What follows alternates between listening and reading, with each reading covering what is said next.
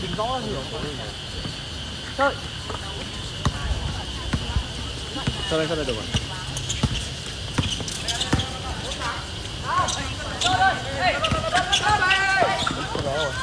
Con bé pin. Đưa xe máy em, đưa xe máy em. 2 điểm tính với số 29 xanh.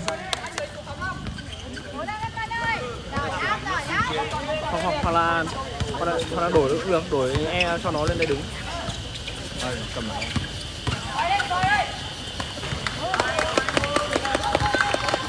Số 1 tím xuất sắc đi 2 điểm.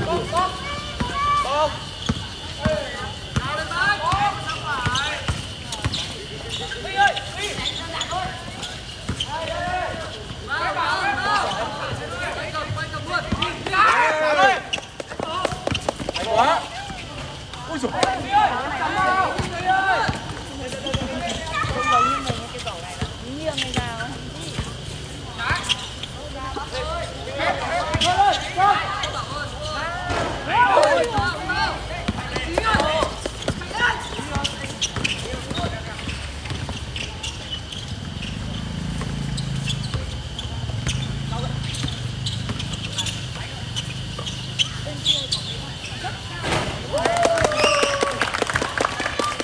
Ba điểm tính, xin lỗi 2 điểm tính số 1 tím.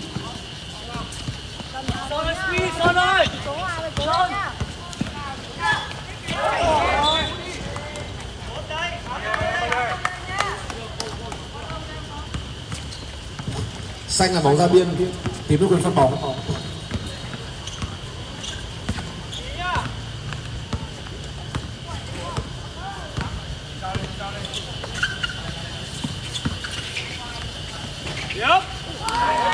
Số 1 tím tiếp tục ghi 2 điểm. Nâng tỷ số lên 33, 31.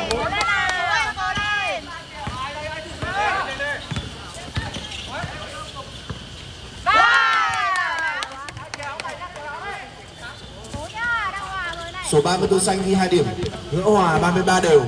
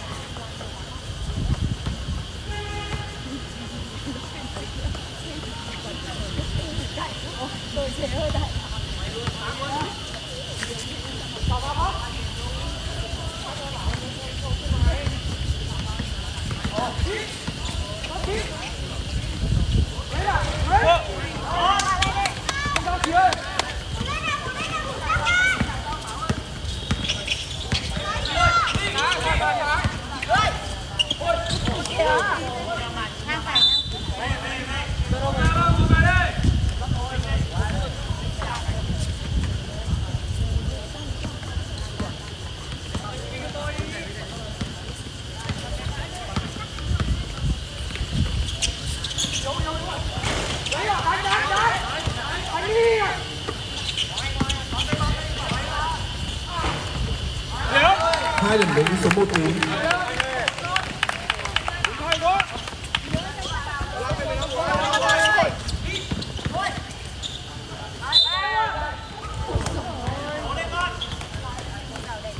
Trọng tài.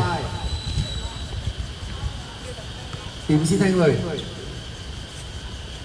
Lỗi số 12 tím được đánh tay, xanh được đánh 2 của đánh phạt. Bên tím xin thay người.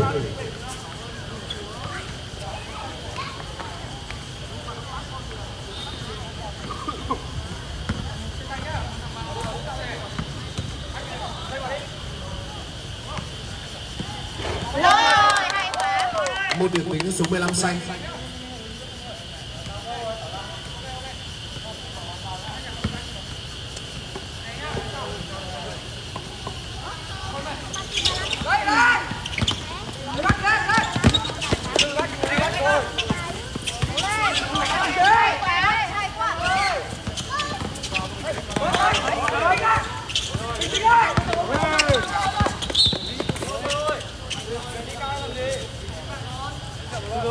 Lỗi số 15 xanh lỗi cản người, tím nước phạt vòng biên.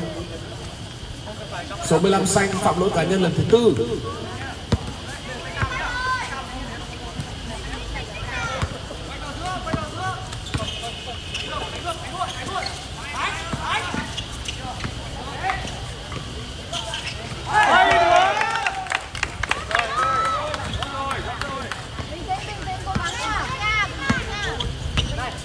14 tím xuất sắc ghi 3 điểm.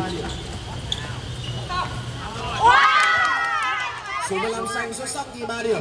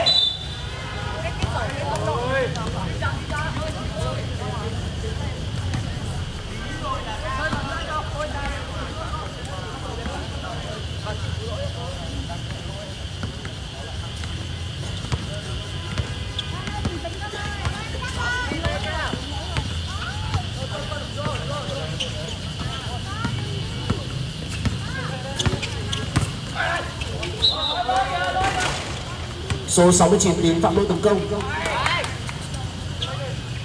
Xanh được phạt bóng biên.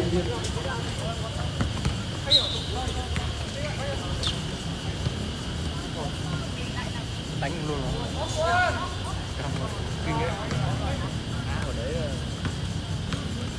comeback rồi.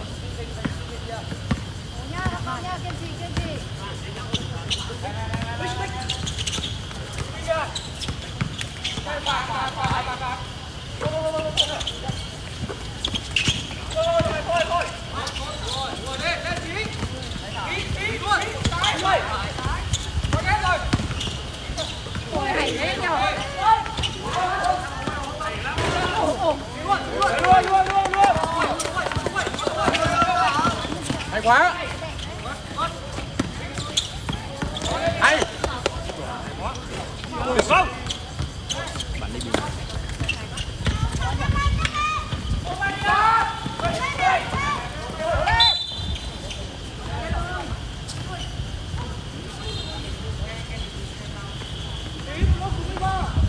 Lỗi số 13 tím lỗi cản người, xanh được ném 2 quả ném phạt.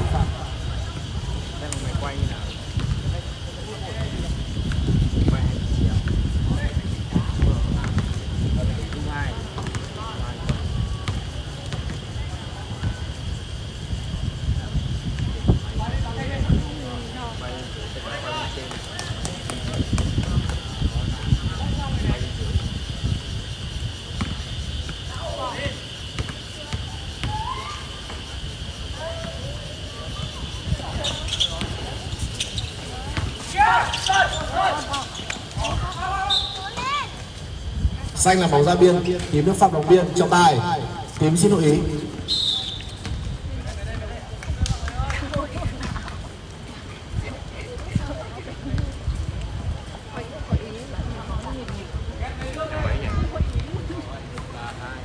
Tiếp 2 rồi.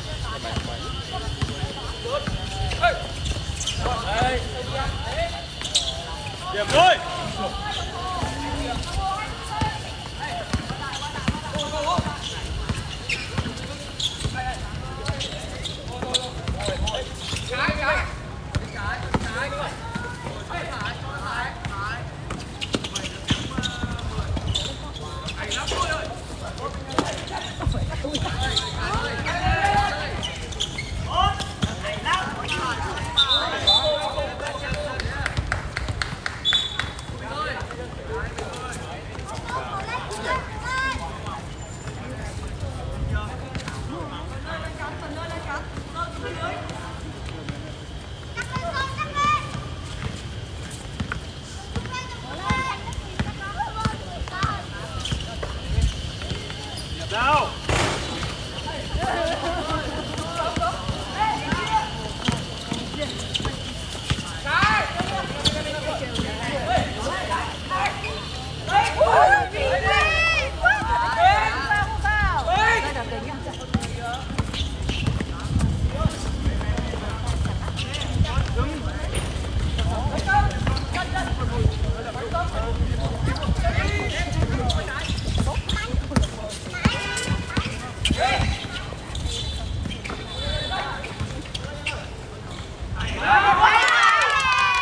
điểm tính số 65 xanh.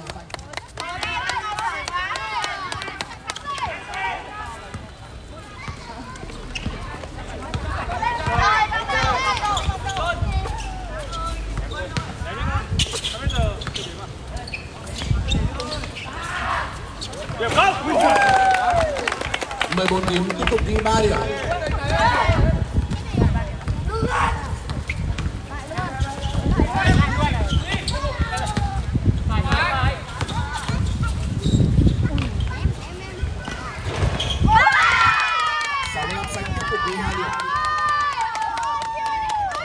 San bằng tỷ số 41 đều.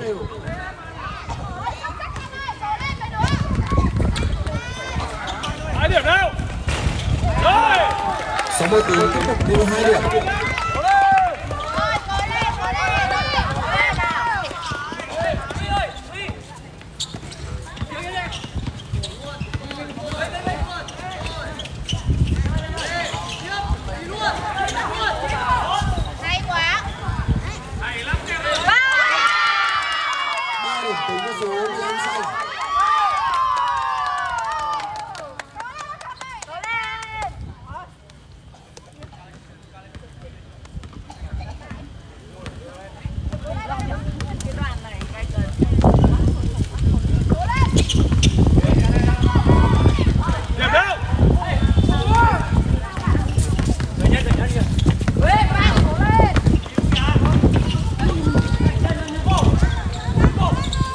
Hai 25 giây.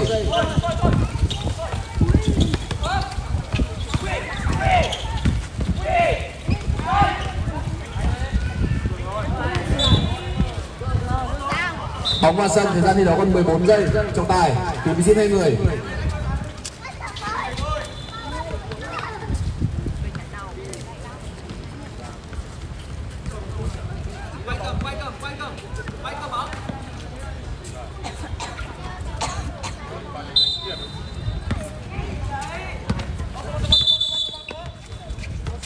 Mười giây. Tím phạm luật dẫm vạch phát bóng, xanh được cuốn phát bóng biên.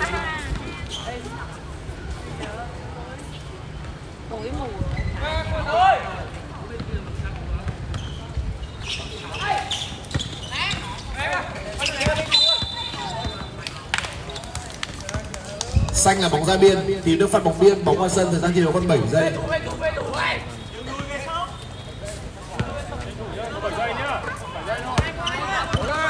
5, 4, 3, 2, 1. Hết giờ.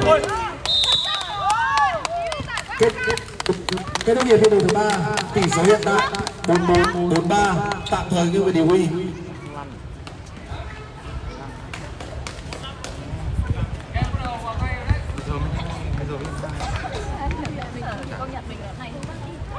Để nước cho nó ấm, cho nó mát.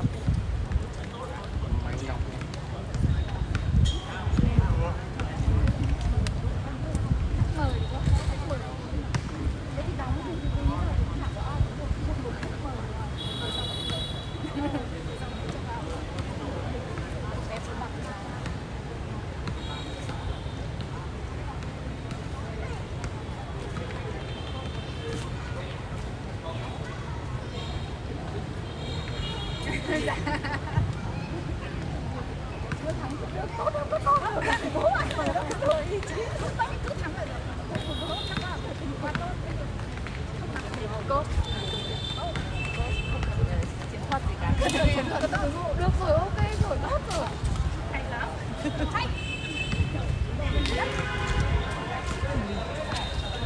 Đấy hiệp 2 bao nhiêu? Chỉ có Xin mời hai đội quay trở lại sân tiếp tục thi đấu hiệp thi đấu thứ tư.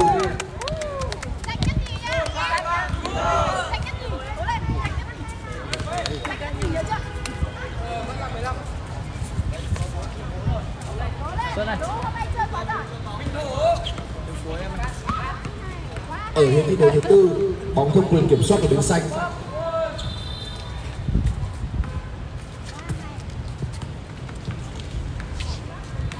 Làm gì vậy?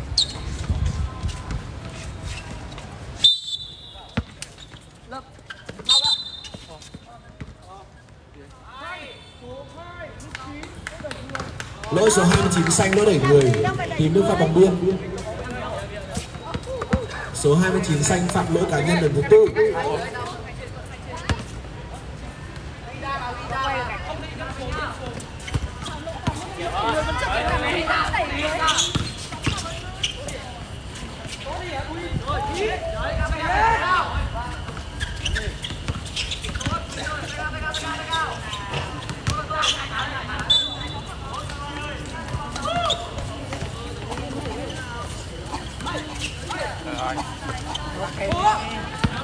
Bây giờ phải xe bài của mày đi biết được là Insta thì thành chưa thâm tăng chứ.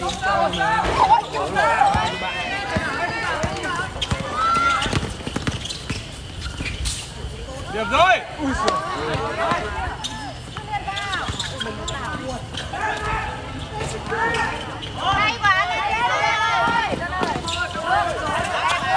Hay quá lên Lên luôn.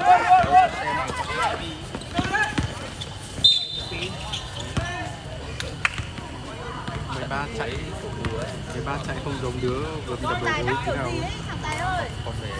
Lỗi số 85 xanh lỗi cản người, Cảm ơn vào cái bài ấy. tìm được phạt bóng biên. Cảm ơn dưới cái bài mà mình muốn, cảm ơn thầy tác. Cảm ơn xuống cái bài mà muốn thầy tác thì thầy tác lại. Điểm chưa? 2 điểm tính số 1 tím. Coi rồi để Một đánh hay lắm.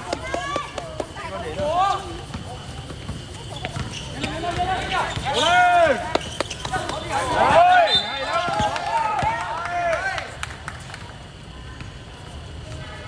Lỗi số 65 xanh lỗi kéo tay.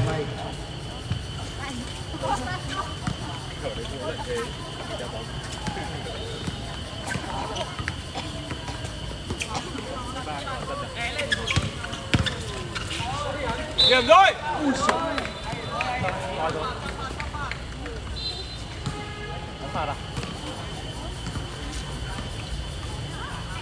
Lỗi số 85 xanh lỗi cản người, tím được đếm 2 của đếm phạt. Trọng tài, xanh xin đổi ý.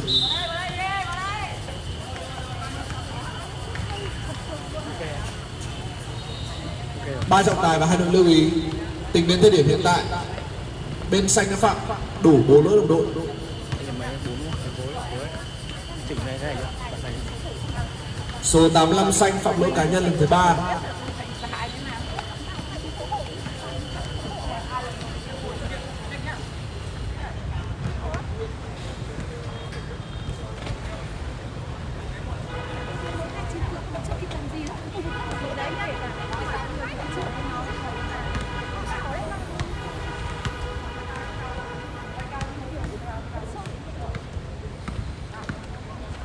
Nhìn tình huống đấy không?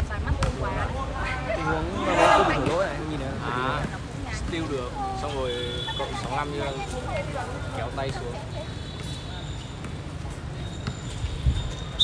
Nhưng mà có quả đây này.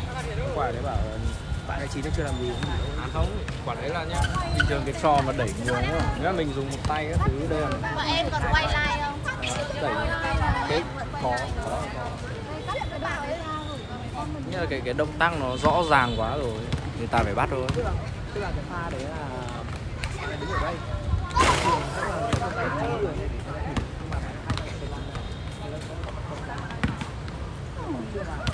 Chẳng thấy nó không, kể cả cái quả vừa rồi.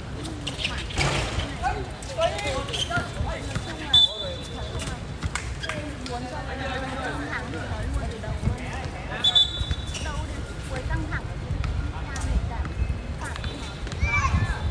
Cái này thì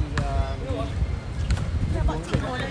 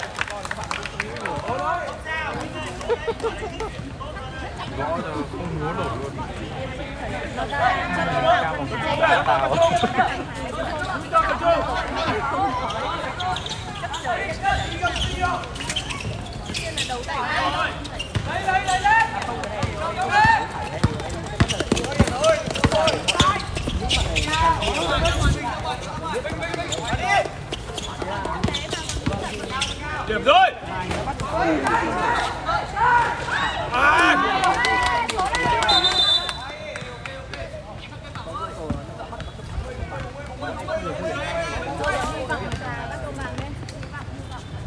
Theo luật luân phiên phát bóng, bóng thuộc quyền kiểm soát của bên team.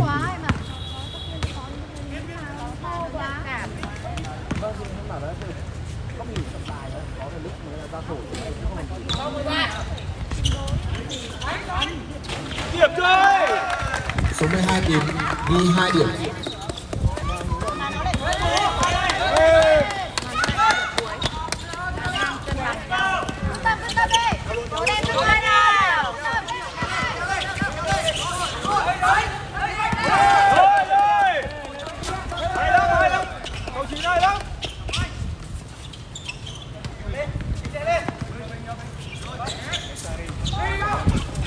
Bắt đầu.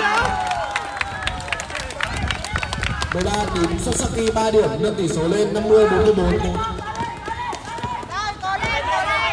Tập trung, chúng ta tập trung.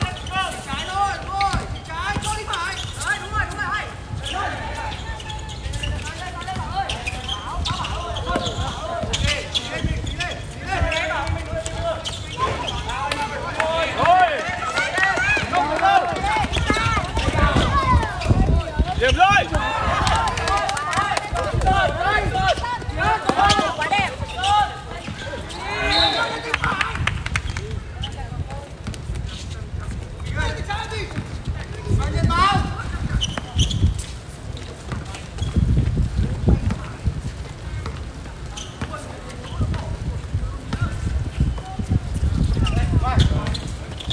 Điểm luôn.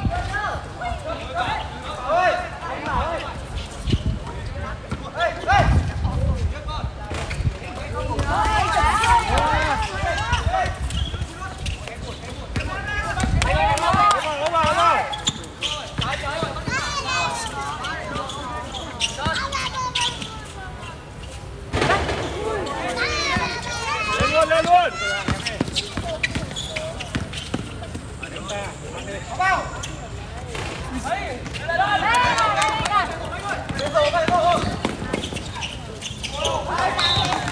Xanh là bóng ra biên, team được quyền phát bóng lên. Bình tĩnh con ơi, còn nhiều thời gian à.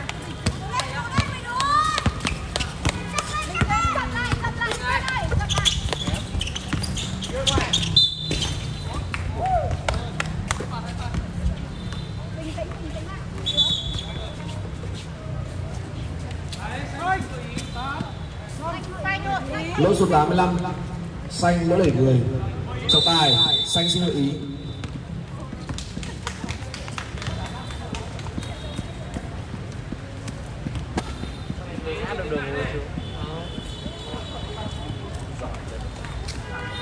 Thế quảng này sử dụng trọng tài không bỏ. Đâu nhập 4 nhỉ?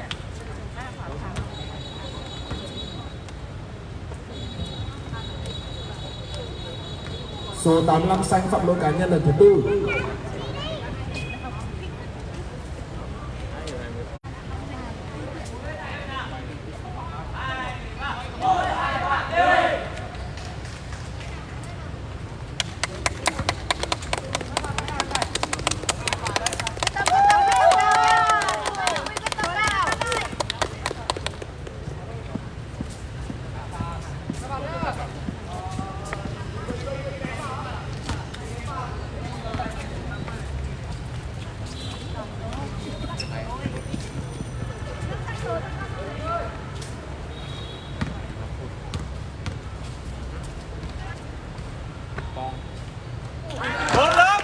Một điểm đến số 13 thì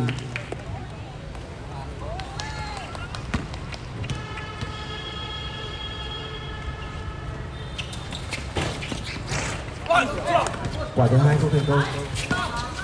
Phá điểm. Hay lắm. Tiếp tục đi 2 điểm với số 12 thì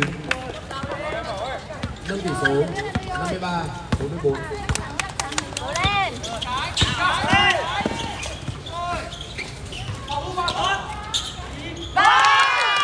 85 sẽ đi 2 điểm. Cố lên.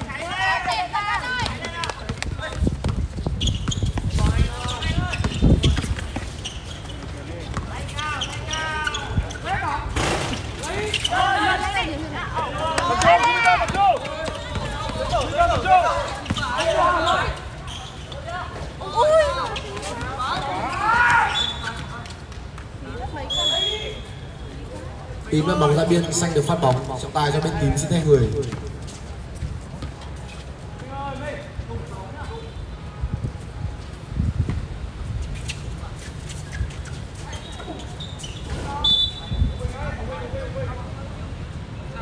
Xanh tiếp tục có bóng.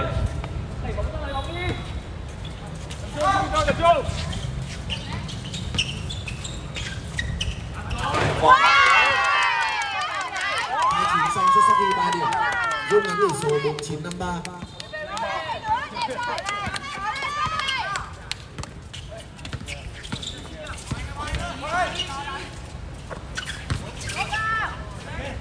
Điểm rơi. 2 điểm tính cho số 9 tím.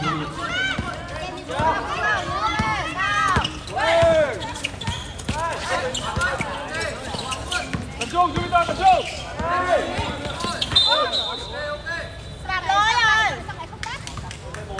Lỗi số 14 tím lỗi cản người. Tập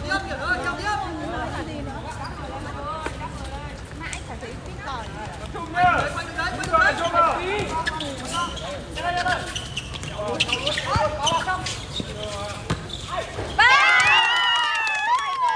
2 điểm tính cho số 15 xanh. Cố lên các con ơi. Không có mặt à?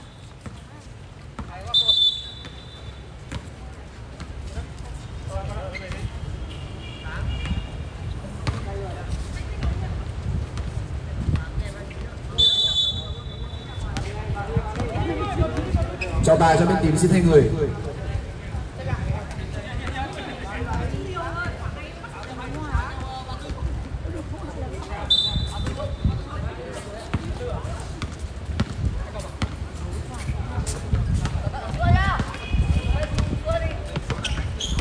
Thời gian thi đấu còn 3 phút.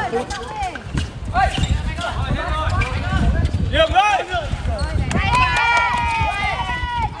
Đúng rồi.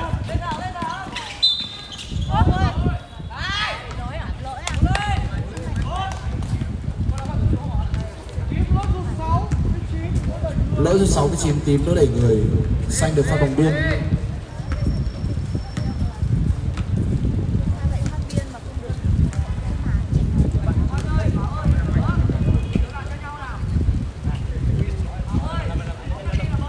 Cố gắng nha, đi Huy, cố gắng lên.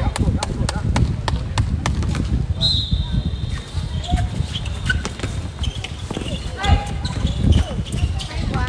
Rồi. Đây,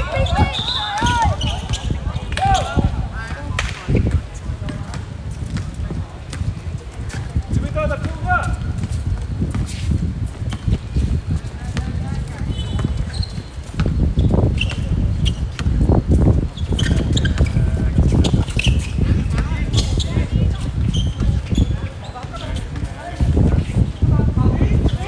Ăn không? Điểm rơi.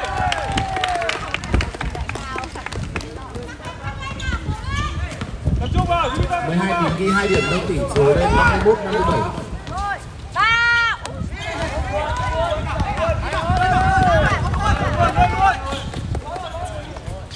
Ôi da. Đút theo bóng luôn. Lên nào. 3.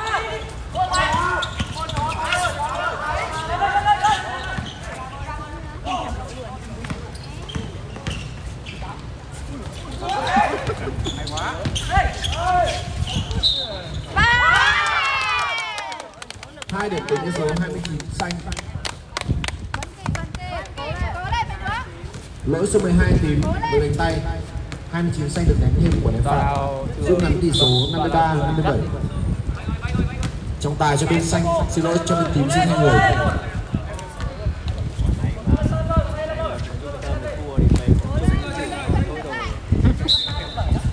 Xanh xin thay người theo. Căng mà không có bách không lạnh được.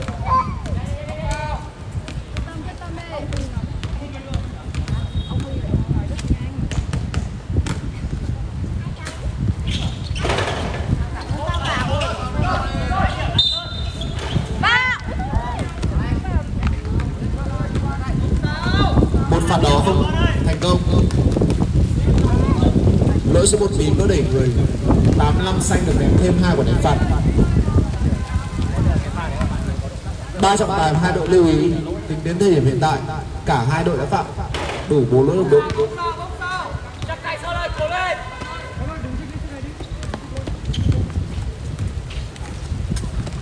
Quả thứ nhất không thành công.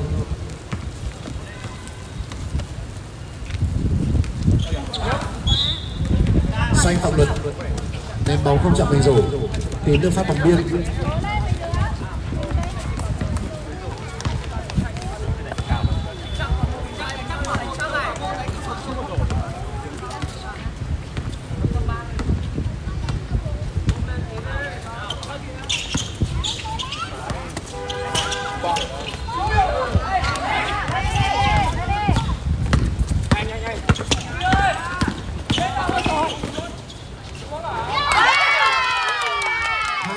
Rút ngắn tỷ số 55-57.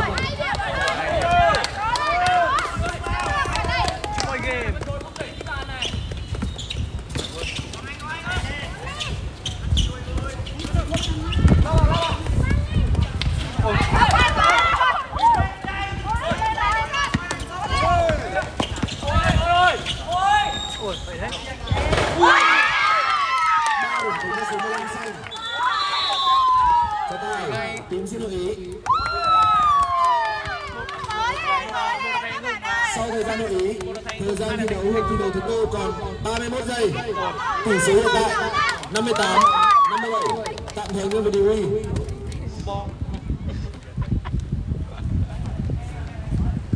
31 giây. Em phân hủy luôn. Chả thế. Nem của ba đấy đỡ sao đấy. Cho đơn phu à?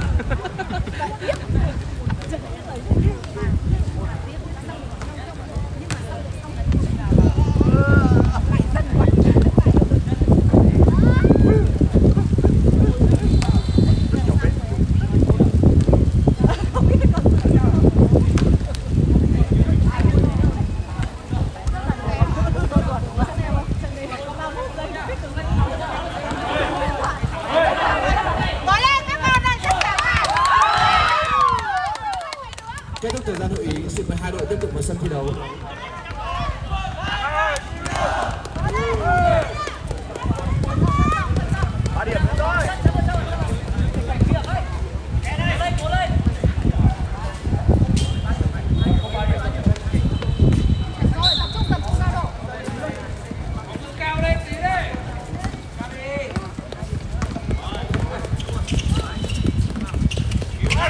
Hai mươi 25 giây.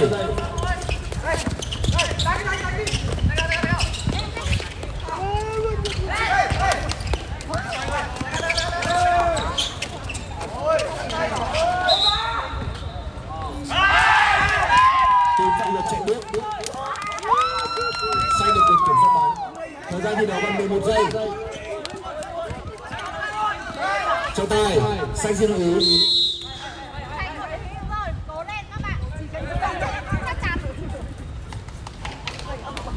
Ở thời điểm hiện tại, bên xanh đã hết quyền hội ý. Còn 11 giây nữa. Còn giữa sân bây giờ là vào lỗi luôn. Bây giờ là ông Trung nó bảo vào lỗi luôn. Chụp bảo sẽ vào lỗi luôn. Biên là huấn luyện viên bây giờ.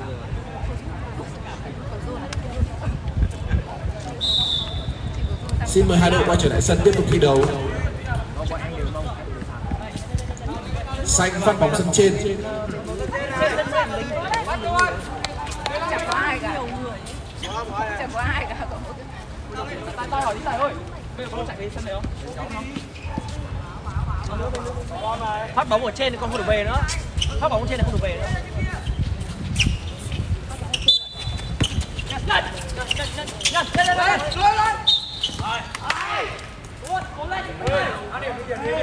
Ăn điểm đi, vui không? Lỗi số 9 tím. Lỗi kéo tay. Trọng tài. Nếu như quả thứ hai bóng vào rổ cho bên tím xin hội ý.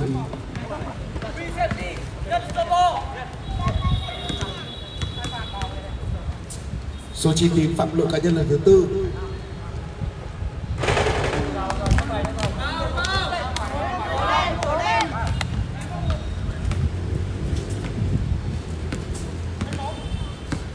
Vào chắc vào. Vào. Đi rồi.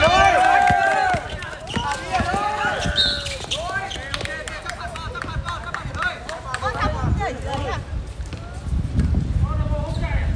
Đồng hồ từ nãy giờ chẳng chạy gì cả. Em ơi, từ nãy giờ đồng hồ không chạy gì cả, mới chạy có 3 giây. Lỗi số 65 xanh. Lỗi cản người. À không, nếu mà trong tình huống em phạt Không, nhưng mà ném phạt xong mãi nó chẳng chạy gì cả, mãi vừa mới chạy có 3 giây thôi.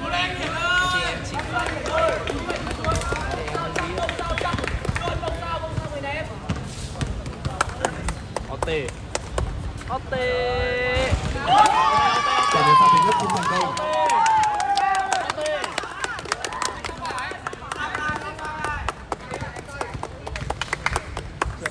OT.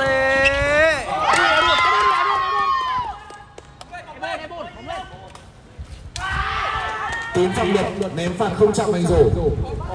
Xanh được quyền phạt bóng biên. Không chạm vành. Phải chạm vành mới phạt. Đá.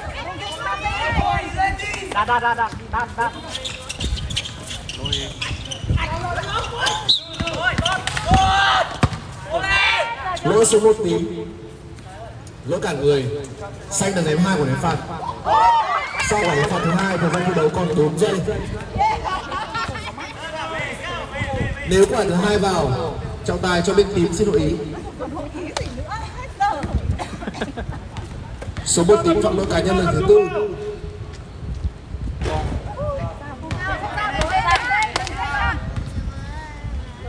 Đây sẽ đáp bài Jordan Poole. Để phát logo shop. Có. Bóng.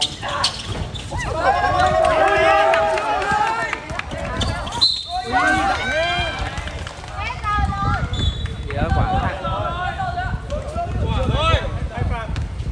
Hết rồi á. Kiểu gì ấy nhỉ? Hết giờ từ bên này. Nhưng mà cái đồng hồ này không ổn tí nào. Lỗi số 85 xanh lỗi đẩy người. 9 tím được ném 2 của ném phạt. Sau quả ném phạt thứ hai, thời gian trận đấu kết thúc. Xin mời các cầu thủ ra khỏi khu vực 3 điểm. OT. Áp lực lắm. OT.